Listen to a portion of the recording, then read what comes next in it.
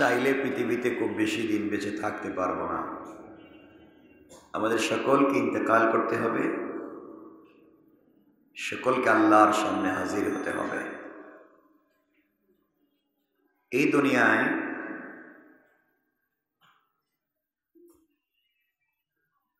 এই পৃথিবীর সকল সম্পর্ক একদিন শেষ হয়ে যায়।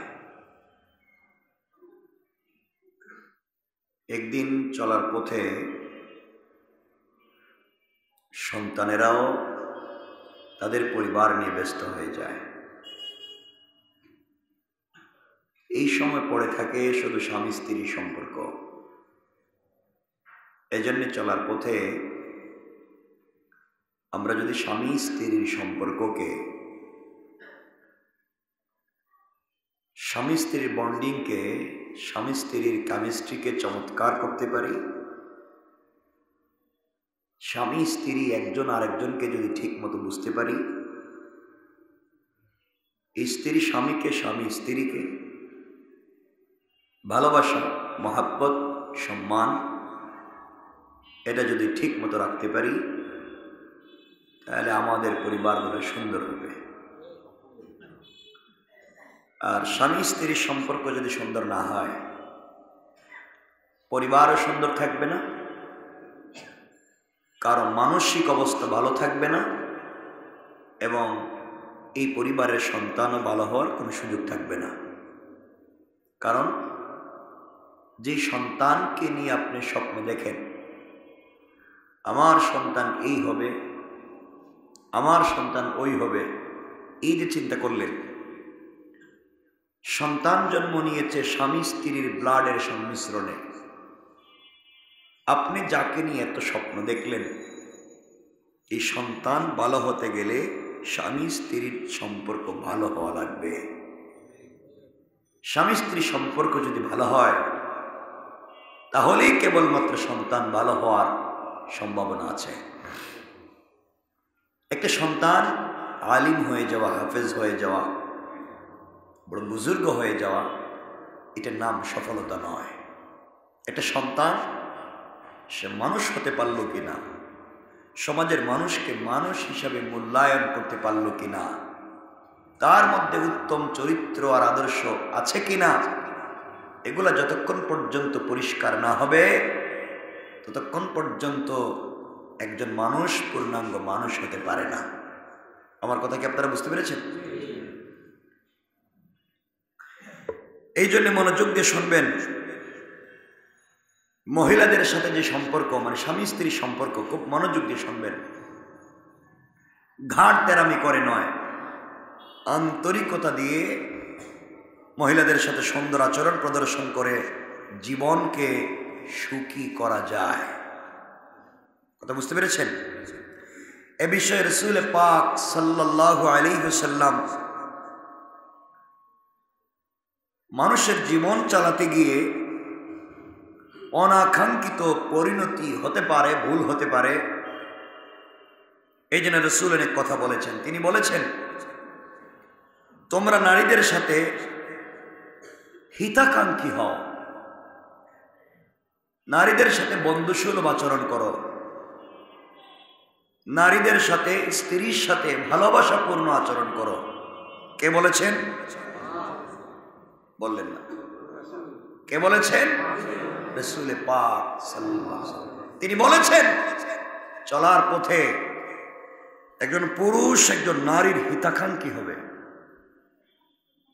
তার সাথে উত্তম আচরণ করবে। কারণ নারী জাতি বঙ্কিম পঞ্চরাস্তি, অর্থাৎ বাঁকা হাড় থেকে তাদেরকে তৈরি করা।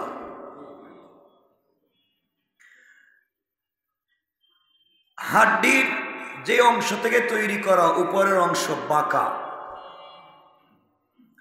অর্থাৎ তাদের প্রকৃতিগতভাবেই তারা বাঁকা এবং বেঁকে, মানে উল্টা বুঝে।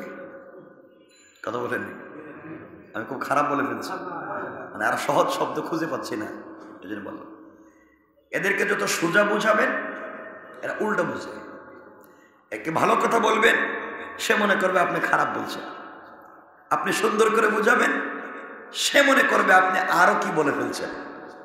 কথা বলেন দেখেন, এমন সমস্যার সম্মুখীন আপনারা মনে হয় কেউ জিন্দিগিতে হন নাই। আপনাদের অবস্থা মনে হইতেছে আপনারা এই জিন্দিগিতে এমন বিষয় সম্মুখীন হইতে পারেন নাই। হয়েছে? আপনাদের অভিজ্ঞতা আছে? আচ্ছা, ঠিক আছে। এই জন্য রাসূল পাক সাল্লাল্লাহু আলাইহি ওয়াসাল্লাম বলেছেন,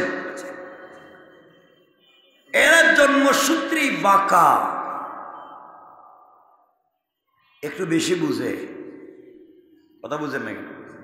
একটু কি বুঝে? বেশি বুঝাটা খারাপ না, না খারাপ? বেশি খারাপ কয়, বেশি খারাপ, একটু বেশি বুঝে এরা। কিন্তু মনে রাখবেন, এরা পরিবারের প্রতি খুব আন্তরিক থাকে, ঠিক কিনা? আপনার সন্তানকে আমানতের সাথে রক্ষা করে, আপনার সম্পদ সব কিছুকে তারা হেফাজত করে। রাসূল পাক বলেছেন, চলার পথে নিজের অবস্থায় উপেক্ষা করলে ওরা বাঁকা থেকেই যাবে, আর যদি তোমরা এদেরকে ভালো করতেই যাও তাহলে ভেঙ্গে যাবে। তাহলে খুব সোজা করতে যাইও না, কি হয়ে যাবে? ভেঙ্গে যাবে। সবাই বলেন কি হয়ে যাবে? সবাই বলেন কি হয়ে যাবে? আর তাদেরকে তাদের অবস্থার উপরে রেখে দিলে আর বাঁকা হয়ে যাবে। তাহলে কি করতে হবে? আল্লাহ রাসূল বলছেন, তোমরা তাদের জন্য কল্যাণকামী হও, তুমি ধৈর্যশীল হও। কষ্ট দিলেও, রাগ করলেও, খারাপ কথা বলে ফেললেও, কটু কথা বলে ফেললেও চলার পথে তুমি ধৈর্যশীল হও। বরকত দিবেন কে? আর জোরে বলেন কে?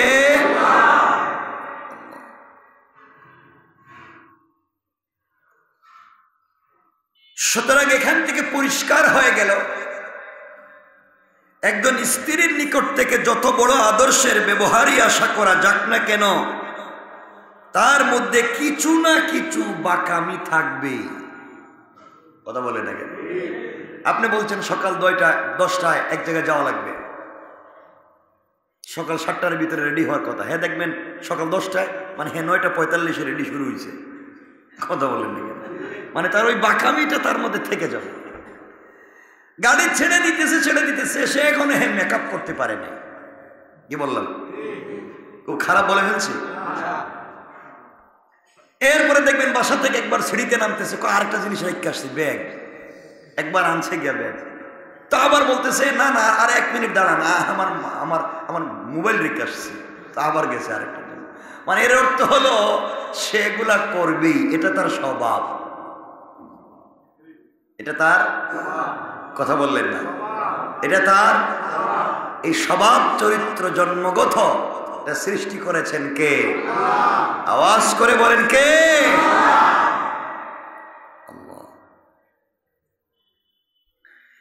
এই জন্য রাসূল পাক সাল্লাল্লাহু আলাইহি ওয়াসাল্লাম বলেছেন,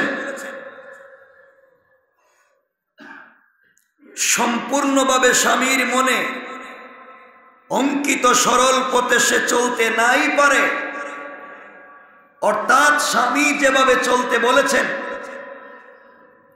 সে সেভাবে চলতে নাই পারে।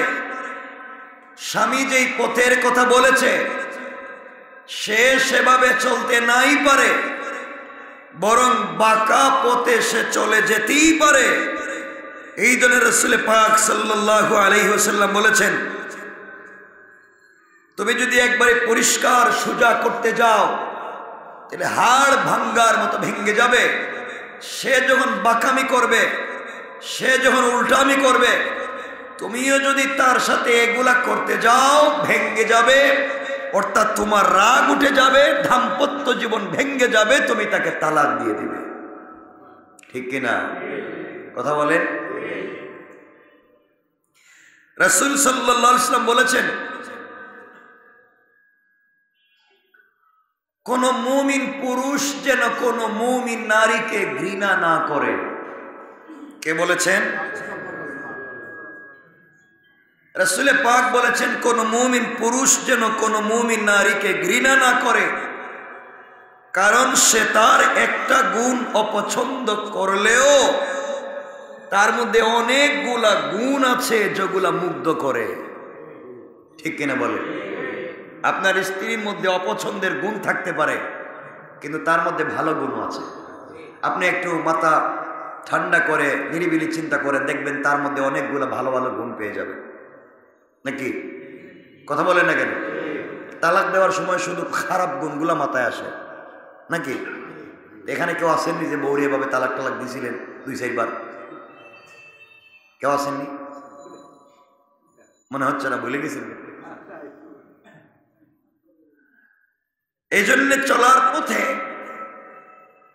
রাসূল পাক সাল্লাল্লাহু আলাইহি ওয়াসাল্লাম বলেছেন, তোমরা তাদের সাথে এমন আচরণ করতে যাও, তাদেরকে তোমরা কখনো খারাপ বলবে না, কারণ তাদের মধ্যে অনেক অনেক ভালো গুণ আছে না নাই? আপনি একটু চিন্তা করেন, আপনার স্ত্রীর মধ্যে অনেকগুলো খারাপ গুণ আছে, এটাও চিন্তা করেন তার মধ্যে অনেকগুলো ভালো গুণ আছে নাই? তাহলে খারাপ যেগুলো দেখবেন, যদি চরিত্র খারাপ না থাকে বুঝবেন এটা তার স্বভাব। বাঁকা হয়ে যাওয়া, মাঝে মাঝে উল্টাপাল্টা কথা বলা, হার্ড হয়ে যাওয়া, আপনি অনেক ভালো জিনিসকে অস্বীকার করে ফেলা, স্বামীর নাশুকরি করে ফেলা, ভালো জিনিসটা খারাপ করে ফেলা, এটা তার স্বভাব। কি কথা বলেন না কেন? ভালো না লাগলে বিয়ে করেন না, এরপরে এদেরকে গালি দিয়েন না। সুতরাং আল্লাহ পাক রব্বুল ইজ্জতুল জালাল আমাদের সকলকে সহনশীল হওয়ার তৌফিক দান করুক। সকলে পড়েন আমিন। এতক্ষণ বললাম স্ত্রীর সাথে ভালো আচরণ করার কথা। স্ত্রী যদি খারাপ করুক, বেঁকে বসুক, আমরা তার সাথে কেমন আচরণ করব? আপনারা কেউ কিছু বলবেন না, বলেন ভালো। কি আচরণ করব? সবাই বলেন। আপনারা ভালো আচরণ করেননি বলেন না? বউরে ফিডান, ফিডে না, ফিডা, হ্যাঁ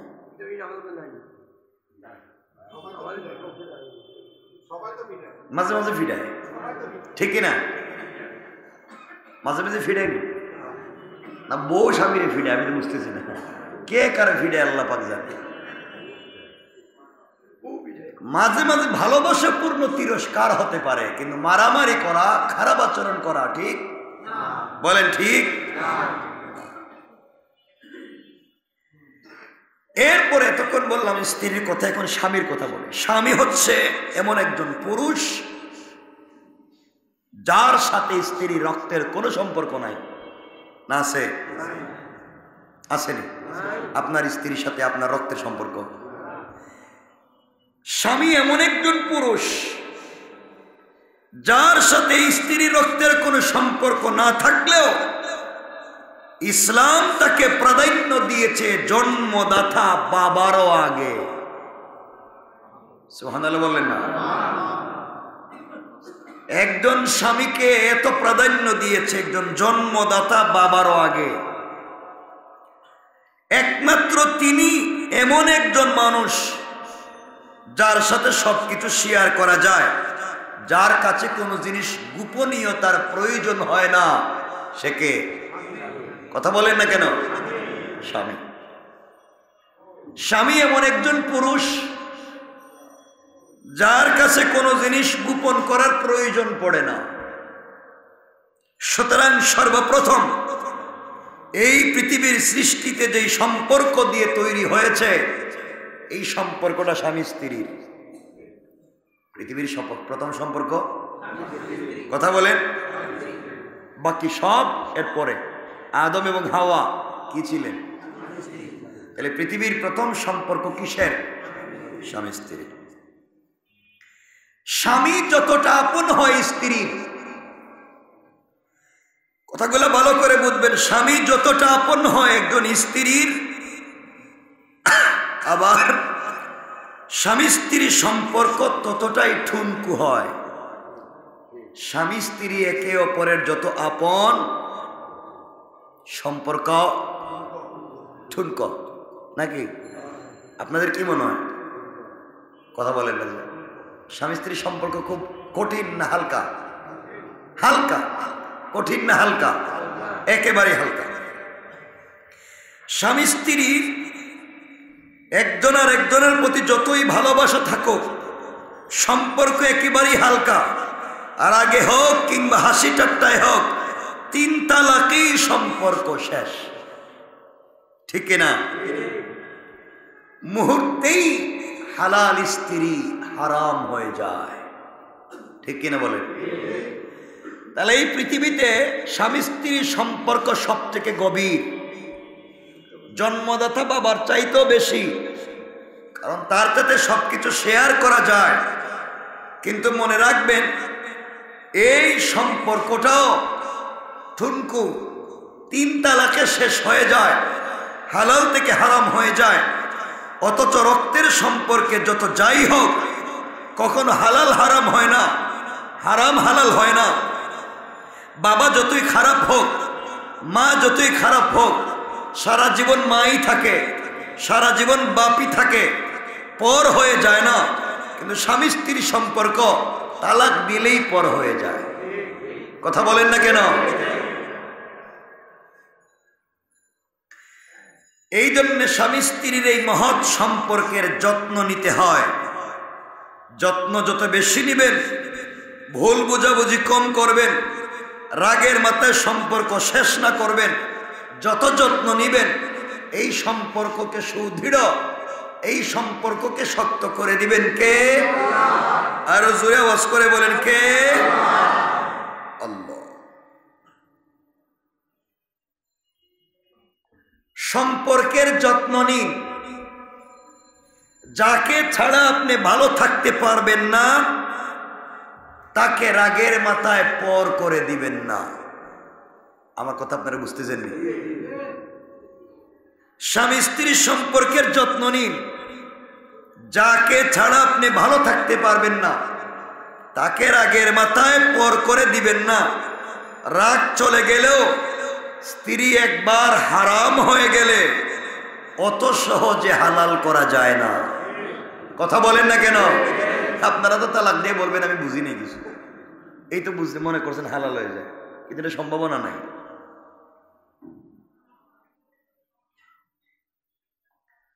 মনে রাখবেন, এই একটা সম্পর্কেই যদি সম্পর্কটা টিকে যায়, তবে মৃত্যুর আগ পর্যন্ত দুজন দুজনকে ছেড়ে যায় না। কথা বলেন না কেন? দুজন দুজনকে ছেড়ে যায় না, পাশে থেকে সারা জীবন থেকে যায়।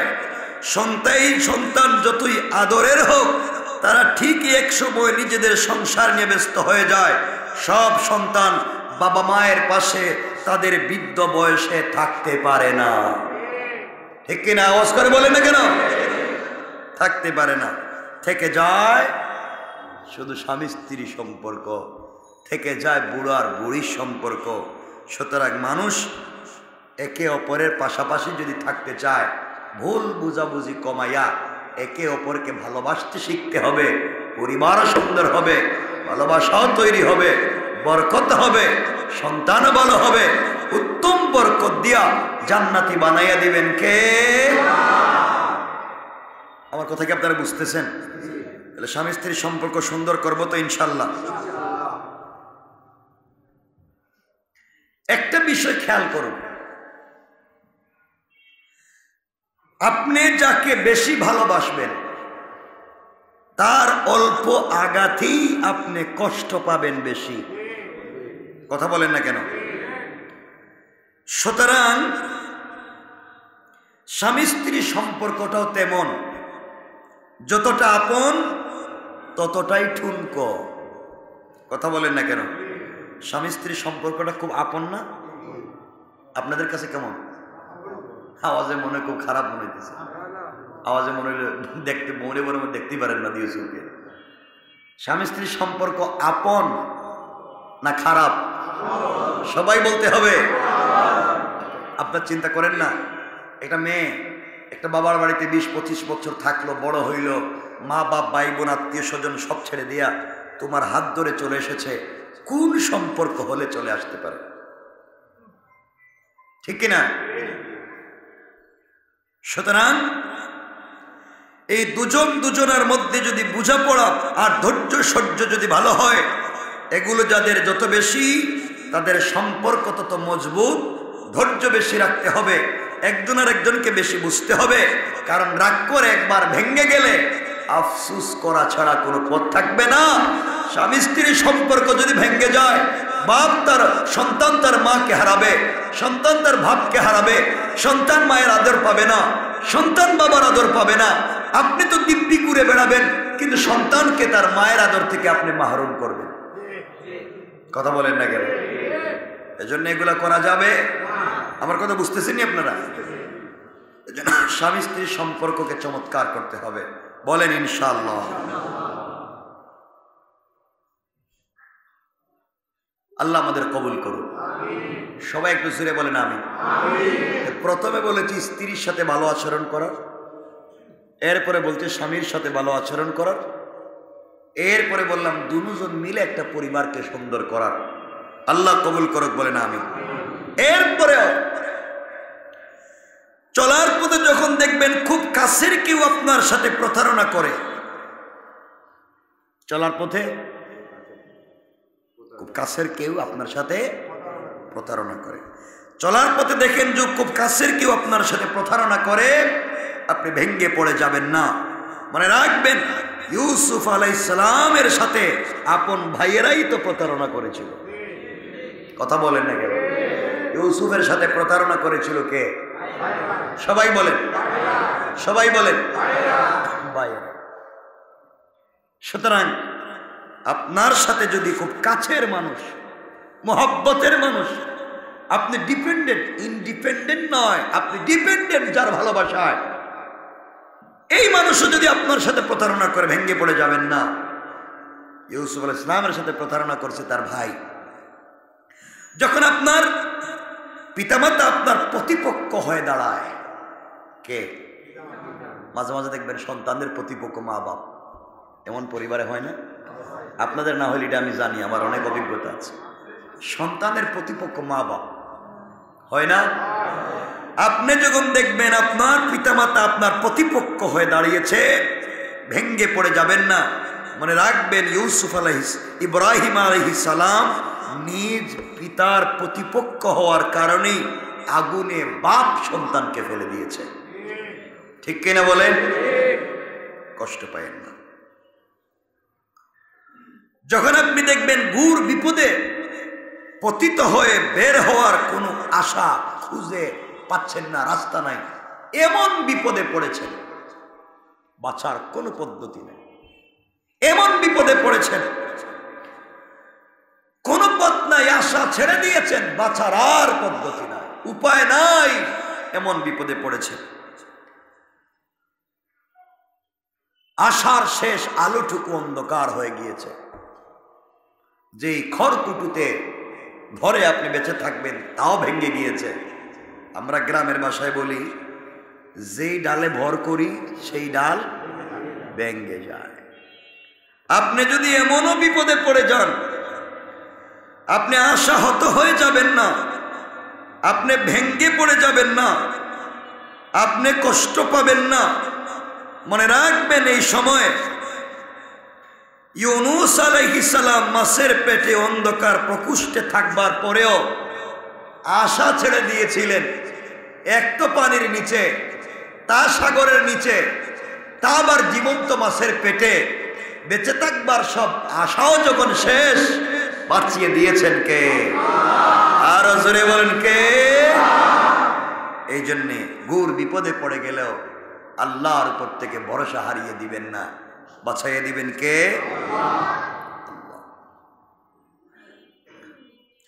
যখন আপনার বিরুদ্ধে কেউ মিথ্যা অপবাদ দেয়, আপনার বিরুদ্ধে গুজব দিয়া দুনিয়া ছড়িয়ে দেয়, কেউ যদি আপনার বিরুদ্ধে মিথ্যা অপবাদ দেয়, আপনার বিরুদ্ধে গুজব ছড়িয়ে গোটা দুনিয়া রটাইয়া দেয়, আপনি ভেঙ্গে পড়ে যাবেন না, এসব গুজবে কান দিবেন না, ধৈর্য ধরবেন। মনে রাখবেন আয়েশা রাদিয়াল্লাহু তাআলা আনহার বিরুদ্ধেও মানুষ অপবাদ দিয়েছিল, তিনি ছিলেন সচ্চরিত্রবান, এই জন্য আল্লাহ কুরআন নাজিল করে তার সার্টিফাই করেছে। এই জন্য আপনি আপনার বিরুদ্ধে কেউ অপবাদ দিলে, গুজব দিলে ভেঙ্গে পড়ে যাবেন না। এগুলা শয়তানের কাজ, শয়তান করবে। দুধ কলা খাওয়াইলেও সেটা করবে। কথা বলেন না কেন? যখন আপনি বেশি অসুস্থ হয়ে যাবেন, বেতায় কাতরাতে থাকবেন, ভেঙ্গে পড়বেন, না আর বাঁচার পথ নাই, এত অসুস্থ, ডাক্তার বলেছে শেষ, ডাক্তার বলেছে টাইম দিয়ে ফেলেছে, আর বাঁচা যাবে না, ডাক্তার বলেছে আর বাঁচবা না, মরে যাবা, ভেঙ্গে পড়ে যাবেন না। ওই সময় মনে করবেন হযরতে আইয়ুব আলাইহিস সালাতু ওয়াস সালামের কথা। তিনি তো আপনার চাইতে 1000 গুণ বেশি অসুস্থ ছিলেন, এরপরেও সুস্থ করেছেন কে? আরো জোরে বলেন কে?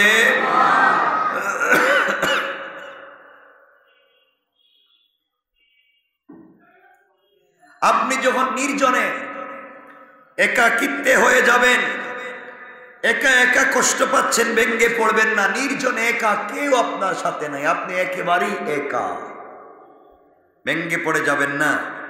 কারণ আদম আলাইহিস সালাতু ওয়াস সালাম সঙ্গীহীন একাকিত্বে ছিলেন, তাকেও সঙ্গী দিয়ে সুস্থ করে দিয়েছেন কে? আরো জোরে বলেন কে? আল্লাহ সবকিছু পারেন। যখন কোন যুক্তি দিয়েই আপনি একটা অবস্থার পিছনের কারণ খুঁজে পাবেন না, তখন কোন প্রশ্নবান ব্যতীতই স্মরণ করুন নূহ আলাইহিস সালামের কথা। যুক্তি দিয়েও হচ্ছে না, কেউ বুঝে না, যুক্তি মাথায় ধরে না, এটা কেন করব, এই কাজ কেন করব, আমার যুক্তি ধরে না, আমার বিবেক ধরে না। এই যুক্তির পিছনে না দৌড়িয়ে আপনি স্মরণ করুন নূহ আলাইহিস সালামের কথা। নূহ আলাইহিস সালাম তো মরুভূমিতে, যেখানে জিন্দেগিতে পানি নাই, এই মরুভূমিতেও 3 তলা নৌকা বানিয়েছিলেন, আর বন্যা দিয়েছিলেন কে? যুক্তিই ধরে না, এখানে নৌকা বানাচ্ছেন কেন? এগুলো মনে রাখবেন। যদি দেখেন আপনি আপনার পরিবার পরিজন, আত্মীয় স্বজন, বন্ধু বান্ধব, সর্বোপরি দুনিয়ার দৃষ্টিতে কৌতুকের পাত্রে পরিণত হয়ে গেছেন, আপনার বন্ধু বান্ধব, আপনার আত্মীয় স্বজন, আপনার পরিচিত জন, আপনার কাছের মানুষ, আপনার ভাই বন্ধু, আপনার আশেপাশের মানুষ আপনার বিরুদ্ধে লেগে গিয়েছে, আপনাকে নিয়ে কৌতুক করে আপনি ভেঙ্গে পড়ে যাবেন না। কারণ আমাদের প্রিয় নবী সাল্লাল্লাহু আলাইহি ওয়াসাল্লামের কথা স্মরণ করুন। তিনি আপনজনদের হাসি তামাশার পাত্রে পরিণত হওয়ার পরেও সৃষ্টির মধ্যে শ্রেষ্ঠ নবী বানিয়ে দিয়েছেন কে?